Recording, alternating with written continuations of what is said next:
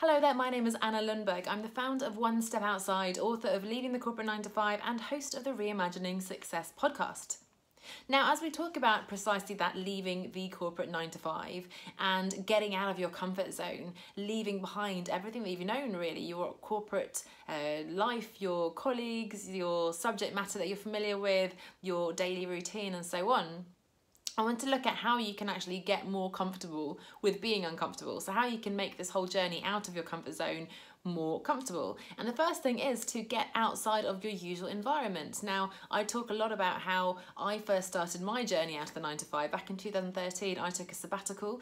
I traveled across South America for 3 months, and it's that trip that got me meeting different people, reading books, reading blogs, following gurus and so on, and realizing that there were so many things outside of what I knew, what was familiar to me. So getting out of a usual environment can be hugely helpful in physically launching you out of the comfort zone that is so comfortable.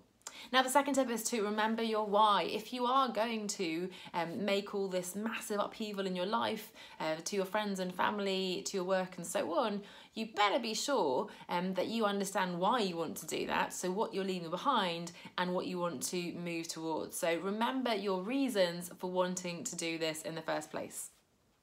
Now, the third one is to consider the worst case scenario, because it's so easy to catastrophize, imagine. In the last few weeks we've been talking about the fear of failure, fear of starting from scratch, and fear that the grass isn't always greener, and so on, the fear of having to work harder than ever before, and that can sort of really weigh down on you and prevent you from taking the steps you want to take.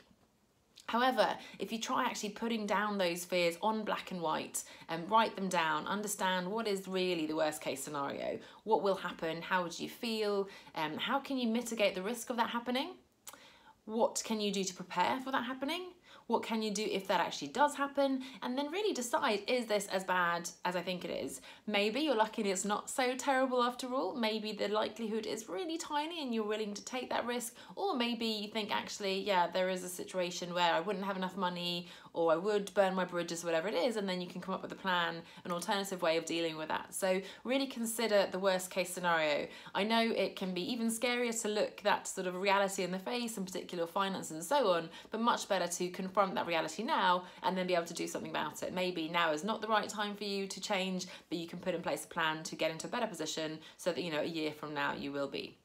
Now, the fourth one is to get a support system in place, because your comfort zone is not just you in there. There's lots of people around you, and those people are comfortable both in their own lives, personal and professional, and also with the way you're living your life at the moment. So your friends and family will find it quite shocking sometimes when you start to question the basic parameters by which you live your life, which is totally fair enough. They'll then project their fears onto you, which will again hold you back. So I'm not saying you should turn your back on your friends and family. They're incredibly important, of course, to keep with you and to get their buy-in actually ultimately for your changes. However, now is a really important time to go out there, find some local events, meet people, and in fact the topic of the event or the conference isn't even that important. It's more about the people you meet. So meet those doers and shakers, the people who are out there who want to write a book as well, who want to go travelling, who are travelling and writing already, whatever it is, and merely being around those people will inspire you and energise you and build your confidence. And also, if you're lucky, they can provide you with support, both emotional and maybe even tangible support in